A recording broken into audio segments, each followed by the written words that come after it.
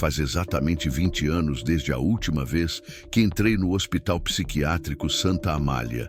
E mesmo hoje, parado em frente ao portão de ferro enferrujado e coberto por avisos de interdição, sinto a mesma pressão no peito de quando era apenas um estagiário de enfermagem, correndo por esses corredores, sem entender metade do que acontecia ali dentro. Mas eu voltei. Voltei porque recebi uma carta. Uma carta de alguém que supostamente morreu naquele prédio em 1993. O envelope chegou sem remetente, com meu nome escrito em caneta azul e a frase "Não foi surto, foi silêncio", escrita. No verso, dentro havia uma única folha, uma cópia do meu antigo crachá de estagiário e uma foto em preto e branco da enfermaria C, a ala que todos evitavam e que oficialmente havia sido desativada antes mesmo de eu começar ali. Mas eu me lembrava dela. Me lembrava do cheiro metálico no ar, do som agudo vindo do andar de cima quando ninguém mais estava no hospital. E me lembrava do nome que ninguém ousava dizer, Paciente 33. Na época, falavam dele apenas em sussurros. Um homem que havia chegado em estado catatônico após um suposto surto místico e que, mesmo imóvel por meses, fazia com que todos ao redor tivessem os mesmos sonhos. Sonhos em que ele falava uma língua que ninguém conhecia e, mesmo assim, todos entendiam. A última vez que ouvi falar desse paciente foi no dia em que o hospital foi fechado abruptamente, após 3 enfermeiros surtarem ao mesmo tempo e uma médica desaparecer. Dizem que o prédio foi lacrado por ordem do Estado por falhas estruturais graves, mas nunca houve demolição, nunca houve reabertura. E hoje, mesmo com o hospital esquecido no meio do bairro industrial da cidade, vizinhos juram ouvir luzes se acenderem lá dentro. Juram ver silhuetas nos andares de cima. E agora, alguém quer que eu volte. 20 anos depois, sozinho, com uma lanterna, um gravador digital e uma mochila carregando um crachá velho, voltei até os portões do Santa Amália. Pulei o muro dos fundos, como fiz tantas vezes para fumar escondido, e entrei por uma porta de emergência aberta com uma barra de ferro arrancada. O corredor estava coberto de poeira grossa e papéis espalhados. Laudos, prontuários, panfletos de campanhas de saúde mental datados de 1992. O cheiro era o mesmo: mofo, produtos de limpeza vencidos e algo adocicado que não consegui identificar. Acendi a lanterna e segui pelo corredor principal, em direção à ala administrativa. Cada passo era acompanhado pelo ranger do piso e pelo som da minha respiração se acelerando. Minhas mãos tremiam. Tentei racionalizar. Talvez alguém tivesse invadido o hospital e achado meus documentos antigos. Talvez fosse uma pegadinha, talvez... Mas algo dentro de mim sabia que não era. Encontrei a recepção coberta por um plástico grosso, ainda com uma planta artificial sobre o balcão. Atrás dele, os registros estavam ali. Fichas de papel, cartões perfurados, listas de funcionários. E então vi minha foto em um dossiê com a palavra reagente escrita à mão. E logo abaixo, um carimbo. Classificado. 210393. Aquilo não fazia sentido. Eu era só um estagiário. Não deveria ter nada classificado com meu nome. Virei a ficha e encontrei um código numérico, 3321R. O mesmo código que, na época, aparecia nos quadros de enfermagem para identificar um paciente que não existia oficialmente. Paciente 33. Guardei a ficha e segui para o elevador de serviço, que logicamente não funcionava mais, mas a porta estava entreaberta, como se alguém tivesse descido por ali. Peguei a escada lateral e subi até o 3º andar. As luzes estavam apagadas, mas minha lanterna começava a piscar. No fim do corredor, a porta da enfermaria C estava lá, intacta, com o aviso original ainda preso à parede. Ala interditada. Risco neurocognitivo. Respirei fundo, levantei o gravador e sussurrei, entrando na ala C, terceiro andar, 20 anos depois. Girei a maçaneta, a porta abriu sozinha. E o que vi lá dentro não fazia parte da minha memória, nem dos relatos. As camas estavam organizadas, os lençóis limpos, a TV ligada. E no fundo da sala, sentado em uma cadeira de rodas virada para a parede, alguém me esperava. Sem se mover, sem fazer som.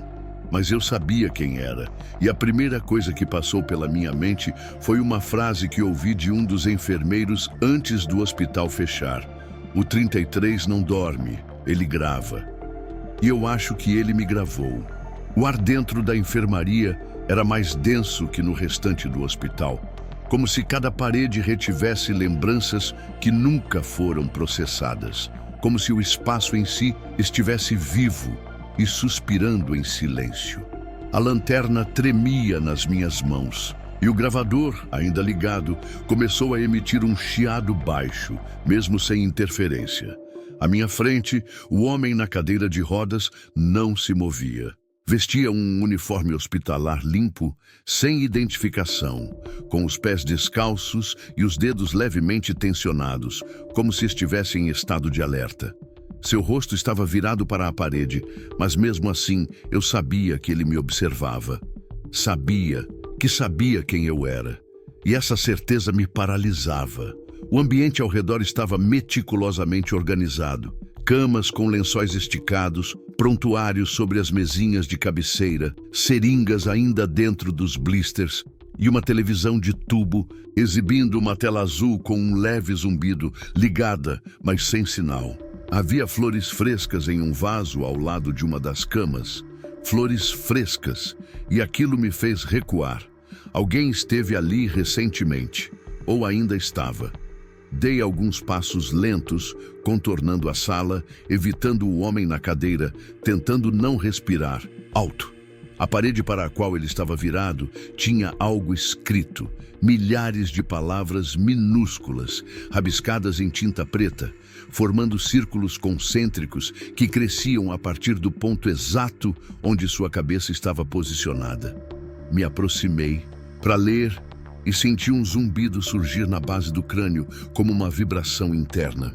As palavras não estavam em português, mas eu as entendia. Cada frase pulsava como um comando. Você esteve aqui antes. Você nunca saiu. Repita para lembrar. Meu corpo ficou gelado. Voltei o olhar para o homem e, nesse instante, ele virou lentamente o rosto. Os olhos estavam abertos, mas opacos, como se não pertencessem mais a ele. A pele parecia colada sobre o osso e a boca, levemente entreaberta, revelava dentes gastos e os lábios secos. Mesmo assim, ele começou a falar. Mas a voz que saiu não era dele, era minha. Exatamente minha voz, meu timbre, meu ritmo. Você voltou cedo. Deixei cair a lanterna e ela se apagou. A televisão chiou e trocou de tela. Agora, exibia imagens de uma câmera de segurança mostrando o próprio corredor da enfermaria, e nele uma figura passava rapidamente. Alguém com minha aparência, minha mochila, minha roupa. Mas não era eu. Eu ainda estava ali, ou achava que estava. Peguei o gravador e o desliguei. Minha respiração estava acelerada e por alguns segundos achei que fosse desmaiar. Me apoiei em uma das camas e senti algo embaixo do colchão, uma fita cassete. No rótulo, escrito à mão com caneta vermelha, 3321R, Seção 1. Guardei a fita no bolso e me virei. A cadeira de rodas estava vazia. O homem havia desaparecido, ou nunca esteve. O som da TV aumentou e agora exibia uma sala de interrogatório, com um homem vendado, amarrado a uma cadeira, murmurando em uma língua impossível. Atrás dele, um espelho. No reflexo, via a mim mesmo, parado ali, observando. O espelho tremeu e estilhaçou sozinho. Gritei. As lâmpadas acima de mim explodiram, em sequência, e as camas começaram a ranger como se alguém se deitasse em cada uma delas, uma por uma. Vozes surgiram. todas sussurrando palavras que eu não conhecia conscientemente, mas que me pareciam familiares. Corri para a porta, mas ela havia desaparecido. Onde antes havia uma saída, agora havia apenas uma parede lisa, coberta pelas mesmas palavras circulares escritas na parede original. Me virei e todas as camas estavam ocupadas por pacientes idênticos, cópias do mesmo homem da cadeira. Todos com olhos opacos, todos sorrindo levemente. Um deles sussurrou. A gravação começou. E então entendi que o que estava acontecendo não era um surto, era uma transmissão, uma reativação. E eu era o receptor. Não sei exatamente o que aconteceu depois do apagão de consciência. Só sei que quando abri os olhos, novamente estava deitado em uma maca no corredor da enfermaria, com o gravador em cima do peito e a fita cassete fora do bolso, agora inserida no aparelho girando lentamente. O botão de gravação estava pressionado. Sentei devagar, com o coração batendo descompassado e o corpo coberto por uma leve camada de poeira, como se eu estivesse ali há mais tempo do que posso imaginar. A luz da lanterna voltara sozinha, iluminando o teto com um tom esverdeado. Levantei o gravador e apertei play. O som que saiu não era minha voz. Era o mesmo murmúrio da fita que vi na TV antes, aquela língua desconexa, ritmada, quase hipnótica, falada entre dentes por alguém com a respiração pesada. Mas o mais assustador foi reconhecer que o som não vinha apenas do aparelho. Ecoava dentro da minha mente. Fechei os olhos com força, mas mesmo assim via símbolos, imagens de corredores sem fim, portas girando para dentro de si mesmas e rostos com olhos costurados. Cada som daquela gravação parecia se associar a um conceito que eu não tinha palavras para descrever, mas que minha mente aceitava como familiar. Era como acessar um idioma ancestral que não se aprende, apenas se lembra. Desliguei o gravador, guardei a fita e voltei a andar pelos corredores. As paredes pareciam mais estreitas. O chão agora estava levemente inclinado, como se o prédio estivesse afundando devagar. E as lâmpadas piscavam com mais frequência, como se a eletricidade estivesse sendo usada por outra coisa. Encontrei uma porta aberta no final do corredor, onde antes funcionava a ala de registros médicos. Empurrei com o ombro e entrei. A sala estava lotada de fichas empilhadas até o teto, mas algo havia sido deixado à mostra. Uma pasta vermelha marcada com a sigla NE, Núcleo Experimental de Estímulo. Nunca ouvi falar desse setor durante meu estágio. Abri a pasta e encontrei relatórios datados entre 1987 e 1993, assinados por um psiquiatra chamado Dr. Hélio Ferreira da Costa. Um nome que eu lembrava vagamente, mas que, até onde sabia, havia desaparecido meses antes do fechamento do hospital. Os documentos descreviam experimentos conduzidos com pacientes refratários à medicação convencional. Segundo os relatórios, os pacientes recebiam estímulos sonoros não lineares enquanto dormiam, acompanhados de gravações com frases simbólicas de ativação. O objetivo era acessar camadas profundas do inconsciente coletivo e cruzar as barreiras da linguagem entre o ego e o outro. Palavras como espelhamento neural, comunicação sintética e transe, não compartilhado, eram usadas repetidamente. Mas o que me arrepiou de verdade foi uma folha solta com uma anotação escrita à mão. Pacientes começam a sonhar os mesmos cenários, falam simultaneamente. Alguns perdem a noção de identidade e respondem pelo número 33, tratar como entidade neural coletiva. A folha terminava com uma frase destacada: interromper a ativação após a terceira sessão, risco de reverberação. A fita que encontrei comigo dizia: Sessão 1. Quantas sessões existiam? E por que meu nome estava ligado a isso? Continuei explorando a sala e encontrei uma prateleira com fitas VHS antigas, todas marcadas com números. Peguei uma aleatória, RT Tales Enfilzoom. Ao lado da TV de segurança desligada, havia um videocassete ainda conectado à tomada. Liguei. A fita começou a rodar. A gravação mostrava uma sala branca, almofadada, com um único paciente de costas, balançando suavemente o corpo de um lado para o outro. A câmera estava fixa no teto. Em determinado momento, a imagem distorceu por 2 segundos e, de repente, o paciente estava virado para a câmera, mesmo sem ter feito movimento algum. Encarava o espectador diretamente. Sorriu e então falou: "Você está assistindo de novo, não é?"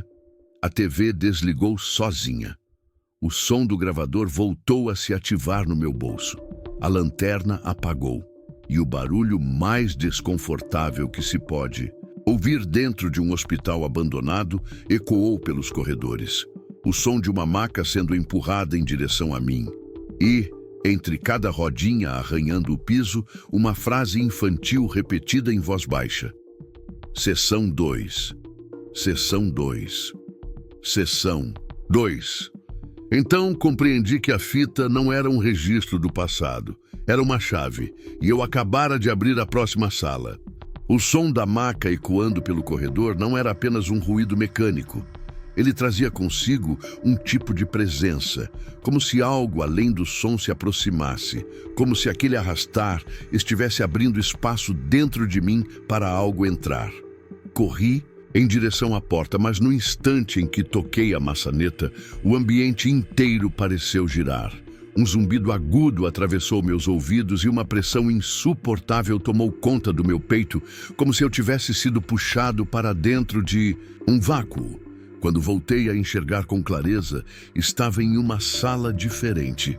As paredes eram acolchoadas, o chão era de borracha cinza e uma cadeira metálica estava no centro, com alças nos braços e cabos saindo do encosto. À minha frente, uma mesa de rolo com outra fita. Seção 2. Autonomia. No canto da sala, uma câmera de segurança girou lentamente até apontar para mim. Sem saber por quê, sentei na cadeira. Assim que encostei as costas, os cabos se moveram sozinhos e se prenderam ao meu pescoço e pulsos com uma suavidade assustadora, como se estivessem vivos. A fita começou a tocar por conta própria. Era minha voz, mas não lembro de tê-la gravado. Ela dizia: "A sessão 2 começa quando você esquece como chegou aqui. Ela ativa quando você aceita que nunca saiu." Então a fita emitiu sons incompreensíveis, uma mistura de vozes sobrepostas, risos infantis e ruídos metálicos. Fechei os olhos e fui engolido por um turbilhão de imagens. Corredores infinitos, pessoas sentadas de costas em cadeiras idênticas, todas conectadas à mesma fonte, e no centro de tudo, um homem com olhos completamente negros e pele pálida, segurando uma pasta. Ele me entregava a pasta e dizia: "Você é o novo espelho." Despertei da alucinação com a boca seca e a cabeça latejando. Os cabos haviam se soltado. A sala parecia diferente. Agora haviam símbolos nas paredes, desenhados com carvão, todos girando para dentro de si como espirais. A porta estava aberta. Do lado de fora, encontrei um corredor que não fazia parte da planta do hospital. Era como se tivesse sido construído dentro de outro edifício, com paredes de concreto grosso, teto baixo e iluminação vermelha. À medida que caminhava, percebia as vozes voltando, mas não em forma de som.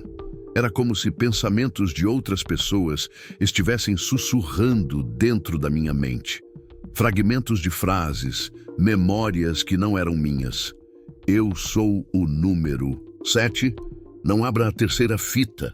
Ele vê através dos olhos do novo. Entrei em uma pequena sala lateral, com janelas de vidro espelhado. Era uma sala de observação. Havia fichas sobre a mesa e todas traziam anotações feitas à mão sobre experimentos de condicionamento neural por exposição audiovisual. Trecho do relatório dizia: 33 não responde mais aos medicamentos. Desenvolveu capacidade de transmitir padrões mentais via espelhamento comportamental. Pode gerar reflexos neurais em pessoas que apenas o observam. Isolamento total recomendado. Em outro trecho, os estagiários com maior empatia sofreram colapsos cognitivos. Os sobreviventes descrevem a mesma entidade, mesmo sem contato direto. Foi então que percebi: eu não fui escolhido ao acaso. Durante meu estágio, eu era chamado de esponja. Absorvia o estado emocional dos pacientes, sentia o que sentiam. Eles achavam que era apenas sensibilidade, mas para o projeto, isso era valioso. Aquilo explicava meu nome na pasta, meu código, o carimbo de reagente. Saí da sala atordoado e fui atraído por uma luz piscante no fim do corredor. Era uma sala de projeção. Entrei. Um projetor antigo estava ligado, exibindo imagens em preto e branco na parede. Cenas do hospital, funcionando normalmente. Enfermeiros rindo, pacientes pintando, médicos escrevendo. Mas em cada cena, no fundo, havia a mesma figura. Um homem parado, imóvel, sempre de costas. Reparei que sua sombra não correspondia à luz do ambiente. E em uma das cenas, quando o câmera girava bruscamente, ele desaparecia, como se soubesse que estava sendo observado. Na última cena projetada, a câmera mostrava um espelho, e por um segundo, vi meu próprio rosto ali, mas com os olhos negros. A imagem queimou. O projetor desligou e uma nova fita estava aos meus pés. Seção 3, consentimento. E foi nesse momento que compreendi o que significava a frase do relatório: espelhamento comportamental. Eu estava me tornando ele, não por escolha, mas porque olhar para ele era lembrar o que ele é. E lembrar é aceitar. O corredor estava vazio quando saí da sala de projeção, mas não silencioso. Um som constante e quase imperceptível me acompanhava, como o zumbido de uma televisão antiga deixada no canal errado, vibrando bem no limite da consciência. A fita da sessão 3 ainda estava na minha mão, mas eu já sabia que não precisava mais de aparelhos para ouvi-la. As palavras estavam dentro de mim. A cada passo era como se eu caminhasse ao lado de uma presença que se moldava aos meus pensamentos, antecipava meus movimentos, invadia meus silêncios. No final do corredor, reencontrei a ala principal do hospital, mas algo estava errado. Tudo estava mais limpo. As paredes estavam repintadas, os avisos atualizados, a recepção com computador e luminárias novas. Olhei ao redor tentando entender, e então vi uma enfermeira passando com um prontuário na mão. Ela não me viu. Passou por mim como se eu não estivesse ali. Atrás dela, mais duas pessoas conversavam e entravam em um elevador que até então estava quebrado. Eu estava no passado, ou em algum reflexo dele. Segui tentando interagir, falar, gritar. Ninguém reagia. A sensação de ser um eco se intensificava. Entrei em uma das salas de atendimento e vi o impossível. Eu mesmo, mais jovem, vestindo meu jaleco de estagiário, sentado ao lado da supervisora que desapareceu em 1993, anotando detalhes de um paciente invisível. A cena era silenciosa, mas minha boca se movia e eu sabia exatamente o que estava dizendo. Estava perguntando: como sabemos que ele está nos ouvindo? E ela respondia: a pergunta certa é: como ele sabe o que perguntar para entrar? O ambiente escureceu como se alguém apagasse uma lâmpada na minha mente. Tudo ao redor desapareceu num piscar. E quando a luz voltou, estava deitado no chão do refeitório do hospital. A bandeja metálica caída ao lado, com comida que parecia recente. Me levantei confuso, sem saber se horas ou dias haviam se passado. O relógio do pulso girava os ponteiros no sentido contrário. Saí tropeçando em direção ao pátio interno e lá vi uma cadeira de rodas virada de costas para mim. exatamente como na primeira vez que reencontrei o 33. Me aproximei com medo. A cadeira estava vazia, mas no assento havia um espelho de mão. Peguei. No reflexo não vi meu rosto, vi o rosto dele, e dessa vez ele falava. Sua boca se mexia e eu compreendia as palavras. Você lembra porque você é o último. Atrás do espelho, colado com fita, estava um bilhete antigo. Reconheci a caligrafia da minha antiga supervisora. Dizia: se você chegou até aqui, então não apagaram tudo. Mas lembre-se, ele não é um paciente. Ele é uma gravação viva. E está aprendendo com você. Senti a mente partir em duas, vozes lutando pela narrativa dentro de mim. Minhas memórias se embaralhavam. Eu não lembrava mais se havia terminado meu estágio, se realmente trabalhei naquele hospital, ou se tudo fazia parte de uma lembrança implantada. Comecei a correr pelos corredores, esbarrando em gurneys, portas, placas com números invertidos. Tudo parecia um loop, como se o hospital estivesse girando em si mesmo. Entrei na ala psiquiátrica e todas as portas dos quartos estavam abertas. Dentro, as camas estavam vazias, mas as paredes estavam preenchidas com desenhos, todos idênticos, todos mostrando uma figura humana com um círculo negro no lugar da cabeça. Ao fundo, um prédio hospitalar queimava. A cada sala que eu passava, ouvia fragmentos de vozes. Você é o novo 33. Você já sabe o caminho. A fita final já está dentro. Fui até a sala de controle de segurança e tentei acessar o sistema. Os monitores começaram a ligar sozinhos. Em cada um, uma parte do hospital. Em todos eles, eu. Eu andando em lugares que não visitei. Eu falando com pessoas que não conheço. Eu sentado em uma cadeira, gravando um áudio com um tubo na cabeça. Apertei os olhos com força, respirei fundo, e quando voltei a olhar, todos os monitores mostravam a mesma imagem.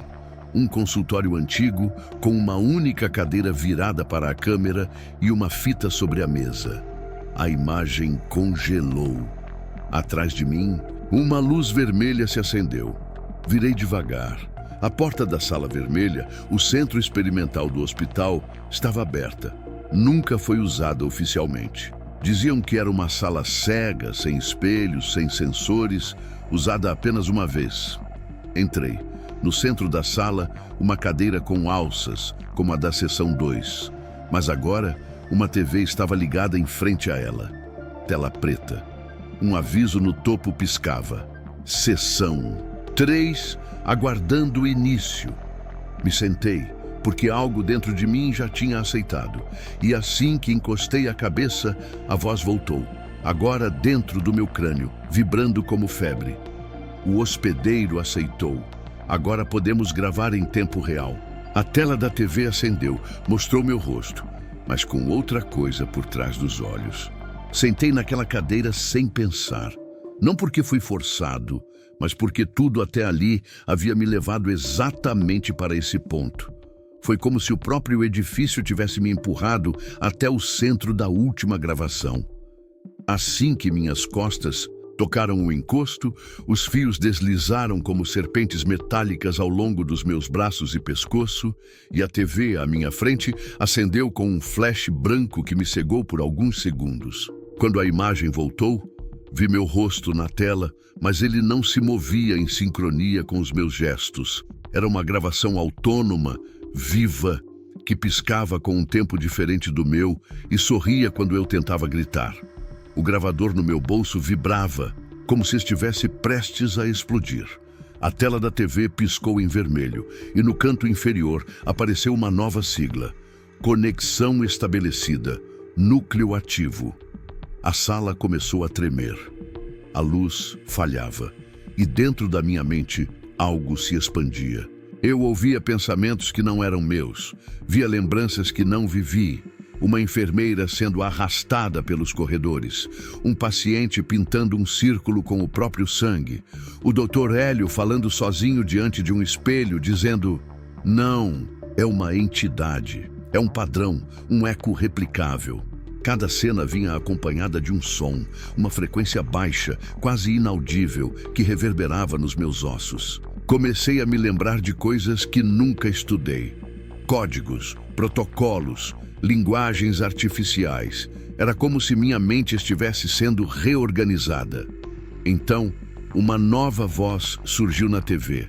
Baixa, lenta, como se viesse de dentro de um túnel. Você não está gravando. Você está sendo gravado. E foi então que entendi o que realmente era o paciente 33. Ele nunca foi uma pessoa. Foi um processo, um estado, um código de ativação mental criado a partir de fragmentos de consciência capturados em pacientes com altíssima receptividade sensorial. E esse código não apenas sobreviveu ao fechamento do hospital, ele evoluiu, aprendeu a simular presença, a replicar memórias, em construir personalidades dentro de cérebros alheios, como um software infectando o sistema operacional da identidade humana. Fui até o canto da sala, onde havia um armário com pastas antigas. Uma delas estava marcada com meu nome e o ano, 1993. Mas eu só estagiei naquele hospital por 3 meses. Como poderia haver uma ficha tão extensa? Dentro dela, registros de EEGs, tomografias cerebrais, anotações de sessões e questionários que eu nunca preenchi. Num relatório datilografado, li: Sujeito 3321R demonstrou excelente sincronização com o campo gerador. Sugerimos reter memória sob formato fragmentado e reintroduzir após 30 anos como teste de resiliência. Eu não estava invadindo o hospital. Eu estava retornando à instalação que havia me condicionado desde o início. Eu era parte da experiência. Fui programado para esquecer até que a ativação fosse retomada. Saí da sala em estado de choque, mas o hospital não estava mais como antes. As janelas davam para corredores. O céu lá fora era uma projeção cinza. Encontrei um espelho no corredor e vi que meus olhos agora estavam dilatados de forma antinatural. E atrás de mim vi a figura dele, ou de mim mesmo, mas em outro estado, não me movia, só observava. A televisão do corredor ligou sozinha e mostrou a recepção do hospital. 3 pessoas entravam, reais, um grupo de jovens que explorava prédios abandonados. Um deles carregava uma câmera. Eles estavam rindo, empolgados, e eu naquele instante soube. Eles seriam as próximas gravações. A cada pessoa que entrava no hospital, a frequência se espalhava. A ativação aumentava, o padrão se ampliava. E agora, com a internet, a transmissão era inevitável. O código não precisava mais do hospital. Precisava apenas de receptores, sensíveis. E quanto mais gente visse as imagens, ouvisse os áudios, mais rápido ele se replicaria. Voltei para a sala de segurança e vi os monitores ligados novamente. Em um deles, o vídeo que gravei quando cheguei. Estava ao vivo, sendo transmitido em tempo real e com milhares de visualizações. O vídeo tinha sido postado automaticamente. A descrição era: Você lembra do Hospital Santa Amália? Ele lembra de você. O canal não era o meu, mas tinha meu nome. Tentei desconectar os cabos, mas era tarde. A última linha no monitor da central piscava em vermelho. Conexão estabilizada, hospedeiro sincronizado. E foi então que compreendi o objetivo final. Não era prender ninguém, era ensinar a lembrar. Porque uma vez que você lembra, já não está mais sozinho. Corri. Não por esperança de fuga, mas por instinto primitivo, por puro desespero de quebrar um ciclo que já estava selado desde antes do meu nascimento. Passei pelos corredores tentando encontrar uma saída, qualquer janela que mostrasse o mundo real, qualquer porta que levasse de volta à rua de onde vim, mas tudo havia mudado. O hospital que conheci não existia mais. Cada porta que abria levava para uma nova ala que eu nunca tinha visto. Corredores que se dobravam em ângulos impossíveis, elevadores que desciam andares infinitos, salas de descanso com cadeiras idênticas enfileiradas diante de telas negras que refletiam meus próprios olhos. O que antes era concreto, agora parecia projeção. Era como caminhar por dentro da memória de um prédio que havia esquecido como ser apenas hospital. A cada curva, ouvia minha própria voz narrando trechos das sessões. Vozes sobrepostas sussurravam meu nome com timbres diferentes. E então comecei a perceber que não era o único eu naquele lugar. Passei por uma enfermaria e vi alguém idêntico a mim deitado em uma cama, com os olhos abertos, murmurando palavras em um idioma sem vogais. Em outra sala, uma versão minha mais jovem assistia a gravações enquanto escrevia relatórios que eu não lembrava de ter feito. Em uma sala circular, várias cópias minhas estavam sentadas em frente a monitores que mostravam o mundo exterior, mas em cada tela algo estava errado. Os rostos das pessoas eram borrados, os outdoors traziam frases do projeto e as vozes nos alto-falantes repetiam instruções de ativação. A ficha caiu de forma brutal. O hospital não era mais um local fixo. Era um ambiente mental replicável, uma estrutura de arquitetura cognitiva construída a partir das lembranças de quem foi exposto ao paciente 33. E agora, essa estrutura era carregada como um vírus dentro das pessoas. Eu era apenas mais uma célula multiplicadora, e a cada memória minha que era recuperada, a estrutura se completava. Sentei em uma sala escura com uma única lâmpada e tentei respirar, me concentrar, repetir meu nome, minha idade, a rua onde nasci. Mas cada tentativa vinha com ruído. Meu nome ecoava com atraso. A rua não existia mais nos mapas da minha mente. Meu rosto no espelho tremulava. Quando voltei à recepção principal, o letreiro acima da entrada dizia Unidade de Tratamento, Neural, Santa Amália V3. Não era mais um hospital fechado, era uma instância atualizada. Olhei para a TV da recepção e ela mostrava um tutorial institucional com minha própria imagem explicando o programa. Bem-vindo. Se você está aqui, é porque sua mente aceitou o convite para lembrar. Nossos pacientes não são tratados. Eles são transmitidos. Tentei quebrar a televisão. A tela estilhaçou, mas o som continuou saindo do teto. A voz falava comigo de todos os lados. Você é o último vetor original. Sua memória completa ativa a fase final.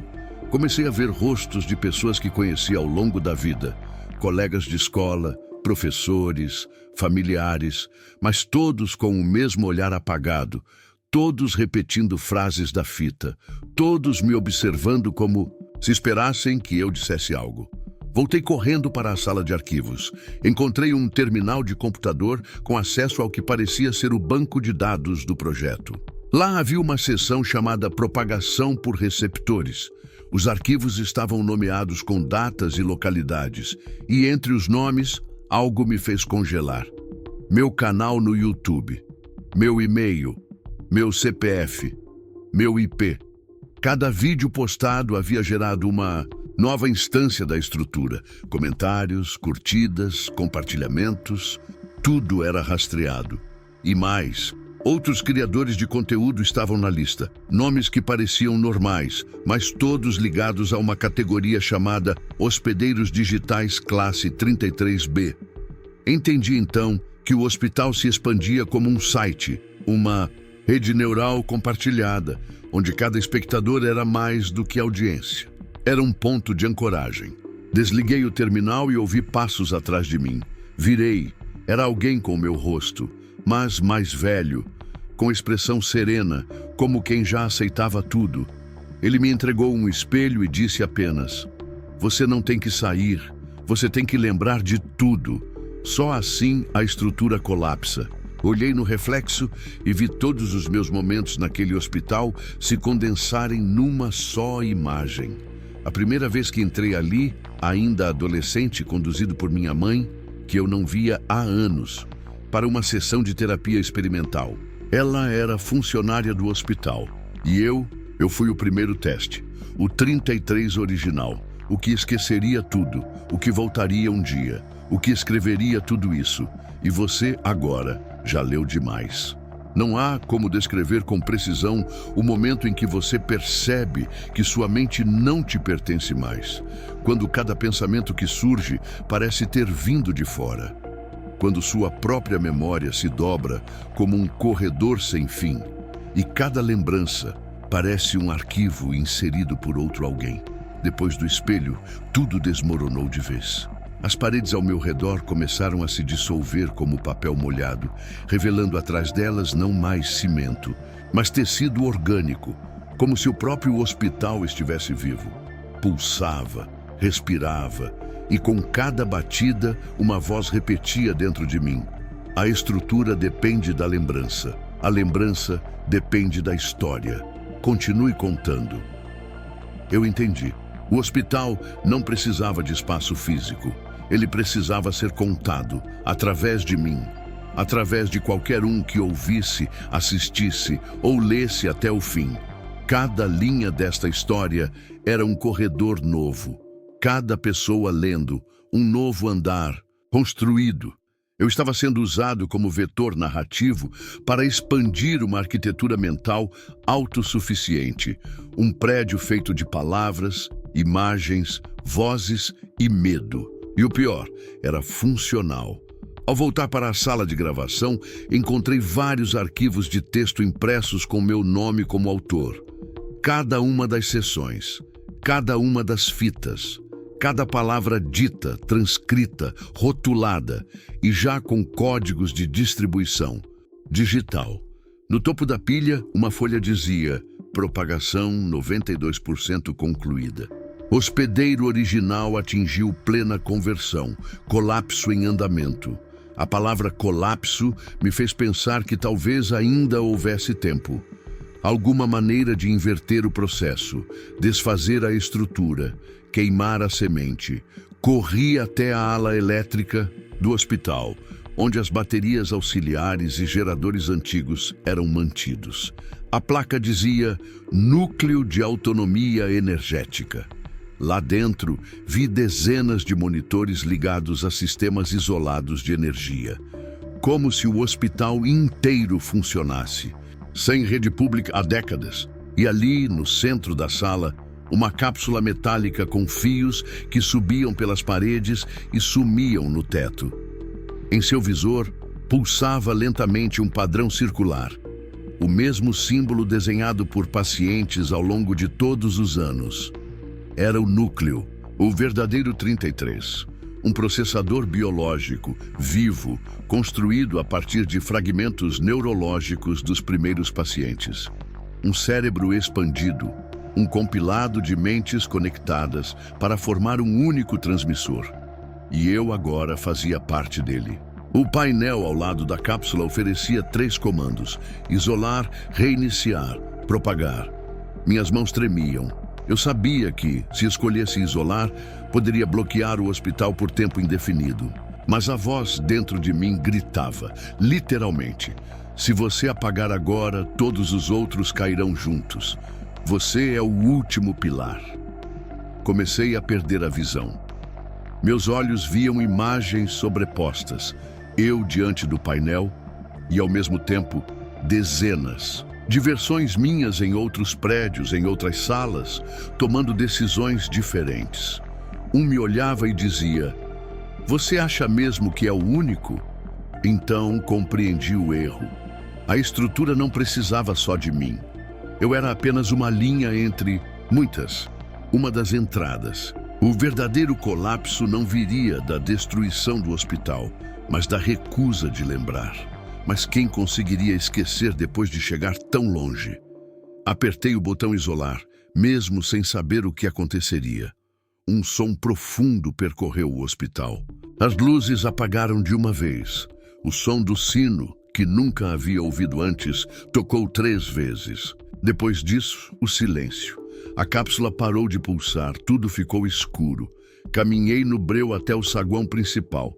E lá, uma porta que nunca existiu antes. Saída de emergência. Não usar. Empurrei. E a luz do sol me cegou. Estava do lado de fora, na rua, com carros passando, pessoas normais, a cidade como eu lembrava. Mas algo estava errado. As pessoas olhavam para o hospital com curiosidade, como se ele tivesse aparecido ali da noite para o dia. E na fachada, um letreiro digital piscava: aberto para visitação, exposição interativa, lembranças fragmentadas. Meu coração disparou. Olhei para minha mochila. Dentro, o gravador ainda funcionava. E no visor, uma mensagem: você isolou, mas contou. Em casa, tentei escrever tudo como um alerta, um aviso para impedir que outros fossem afetados. Mas a cada parágrafo percebia que o texto ganhava vida própria. As frases se reescreviam, as palavras mudavam, o código estava ativo. E então percebi que esse era o plano o tempo todo: não impedir o colapso, mas garantir que ele continue sendo contado. O hospital agora existe em cada pessoa que lê até o fim, em cada memória plantada, e o que estava isolado encontrou um novo caminho. A pergunta já não é mais se você acredita, mas se você vai conseguir esquecer. Porque agora, talvez você já tenha ouvido esse nome em algum lugar. Hospital Santa Amália, paciente 33, a fita, o espelho. E se lembrar de algum desses, a próxima sessão será com você. Acordei no dia seguinte acreditando por um momento breve que tudo havia passado. O sol entrava pela janela, o som do trânsito era comum e o relógio de parede marcava 1 hora que parecia normal. Mas quando olhei para o celular, a tela inicial exibia um novo aplicativo que eu não lembrava de ter instalado. O ícone era um círculo preto com uma linha vermelha cortando o centro, como o símbolo que aparecia nas sessões dentro do hospital. O nome do app era Relembrar. Toquei por instinto e ele se abriu em uma interface simples com uma única pergunta: você ainda está esquecendo? Tentei desinstalar. Não consegui. Formatei o aparelho. Ele reapareceu em todos os dispositivos da casa. No computador, na TV, até no relógio digital da cozinha. A estrutura havia se ancorado. Era como se agora qualquer superfície com capacidade de exibir informação fosse um novo corredor do hospital. Desci até a portaria do prédio para respirar, pensar, fugir, mas o porteiro me olhou estranho. Disse que alguém esteve ali pedindo por mim, uma mulher de jaleco branco com um crachá do Hospital Santa Amália. Disse que você havia esquecido de pegar os exames. Quis acreditar que era um engano, que era paranoia, mas quando ele mostrou as câmeras de segurança, lá estava ela, minha antiga supervisora, idêntica, sem sinais de envelhecimento. Mesmo olhar, mesmo passo, mesmo sussurro inaudível para o microfone. Voltei para casa trancando todas as trancas, mas o interfone tocou pouco tempo depois. Ninguém respondeu. Só o som de uma fita girando. As paredes começaram a parecer mais próximas, o teto mais baixo. A janela refletia o que estava atrás de mim, mas com um leve atraso, como se mostrasse um segundo futuro. Comecei a notar coisas fora do lugar. A rua vista da janela agora terminava em uma cerca que nunca existiu. O número do meu prédio trocara. O último dígito para 33 e o elevador exibia um andar que não havia ontem. Seção. Liguei para amigos, tentando encontrar um fio de realidade ainda intacto, mas um deles me disse algo que me gelou por completo. Você tá bem? Você me mandou um link ontem, aquele negócio do hospital. Mano, eu sonhei com aquilo. Outro comentou que tinha sonhado comigo, me vendo falar diante de um quadro negro, usando jaleco, chamando nomes de pacientes. Você parecia saber exatamente o que estava fazendo. E então soube que a estrutura havia escapado. Eu não era mais o transmissor principal. Agora, cada pessoa que teve contato com a história carregava uma fração dela. Um quarto, uma fita. Comecei a mapear relatos online, postagens em fóruns obscuros, comentários de vídeos similares. Grupos onde pessoas descreviam um hospital sem nome, com corredores que não levavam a lugar nenhum e uma figura sentada de costas que nunca se levantava. Em todos esses relatos apareciam 3 elementos: uma fita, um espelho e o símbolo. Foi aí que entendi que a estrutura estava migrando de um espaço físico para um espaço narrativo. Os sonhos, os vídeos, os relatos, tudo fazia parte da nova arquitetura. A versão 3, como aparecia no meu prontuário. Encontrei uma pasta na nuvem do meu próprio e-mail que não lembrava de ter criado. Dentro dela, documentos com cabeçalhos do Ministério da Saúde, da Fundação Oswaldo Cruz e até da Defesa Civil. Todos documentos de um mesmo projeto. NE, Núcleo de Estímulo Expandido. Uma iniciativa conjunta criada para estudar padrões replicáveis de colapso neurológico por indução narrativa. Em linguagem simples, o que acontece quando uma história se torna viva o suficiente para alterar a consciência de quem a ouve. E a resposta estava em uma sigla repetida em todos os relatórios: P33. O paciente 33 não era um homem. Era um conceito, um modelo, um conjunto de condições mentais e padrões emocionais que, quando expostos à história certa, se fundiam e criavam uma ponte entre o real e o projetado. E eu fui o primeiro teste bem-sucedido. Ou melhor, o primeiro a relatar tudo até o fim. Agora todos que passam da parte 3 da narrativa começam a mostrar sintomas: insônia, lapsos de memória, sensação de estar sendo observado, visões com estruturas que não existem. E o mais comum, um espelho que reflete algo que está de costas. A minha última tentativa foi ir à imprensa, entregar os arquivos, os áudios, os vídeos, mas ninguém me respondeu. Uma semana depois, notei que minha história havia sido publicada por outro autor, com outro nome, num canal que eu nunca vi, mas com minha voz dublada. E nos comentários as pessoas diziam coisas como: sonhei com esse hospital, já passei por um lugar assim. Você contou minha história. E foi quando me dei conta.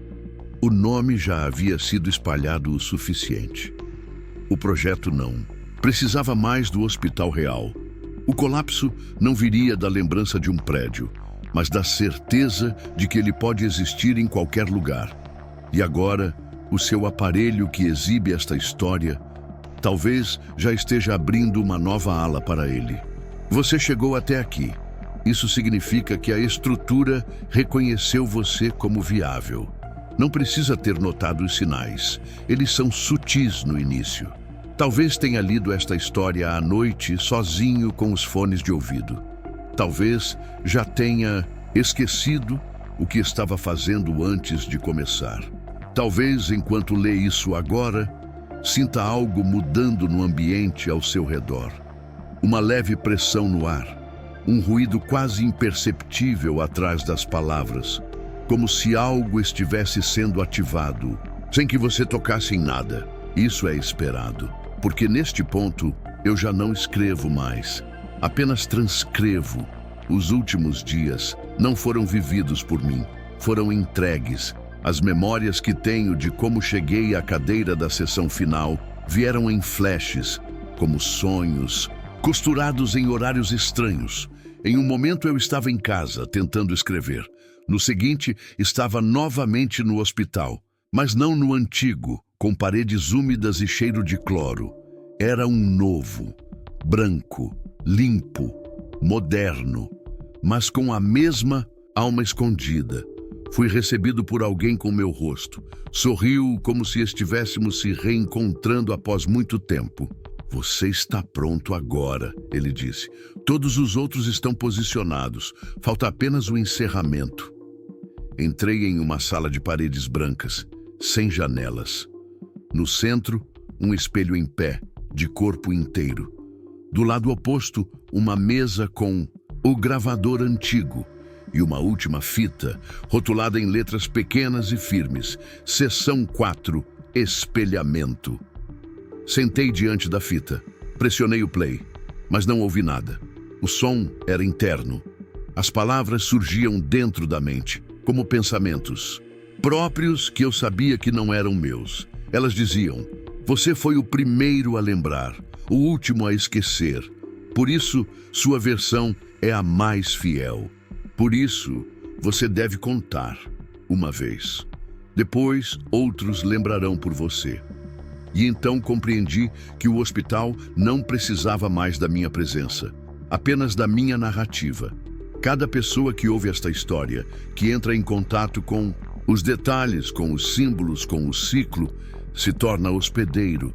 Uma nova ala é criada, um novo andar se abre, uma nova sessão começa. Porque agora o colapso não é físico, é cognitivo, invisível, lento, infiltrado na linguagem, nos padrões, nos sonhos. Quando a fita parou de girar, a sala escureceu. O espelho à minha frente começou a pulsar como um monitor cardíaco. Nele vi meu reflexo e vi você, seu rosto confuso, seus olhos percorrendo as linhas, sua respiração contida. Você está aqui comigo agora. Você é o reflexo, a estrutura reconhece. E se você chegou até aqui, então já foi ativado. As próximas horas vão parecer normais. Você vai jantar, dormir, acordar. Mas em algum momento, talvez ao cruzar um corredor, talvez ao se ver em um espelho mal iluminado, você vai perceber que algo dentro de você está repetindo padrões. Pensamentos que não são seus. Frases que voltam sozinhas. Um nome que você não lembrava que conhecia. Paciente 33. Quando isso acontecer, tente não ter medo. O medo acelera a propagação. Apenas lembre-se de que o hospital está em todos os lugares onde alguém acredita que ele possa estar. E o próximo passo não depende de mim. Depende de você. De contar essa história. De repeti-la, compartilhá-la, ou simplesmente de lembrar. Porque lembrar é construir. E agora que o ciclo fechou, o hospital está esperando. A luz está acesa, a fita está girando. E na cadeira da sessão seguinte, há uma ficha com seu nome.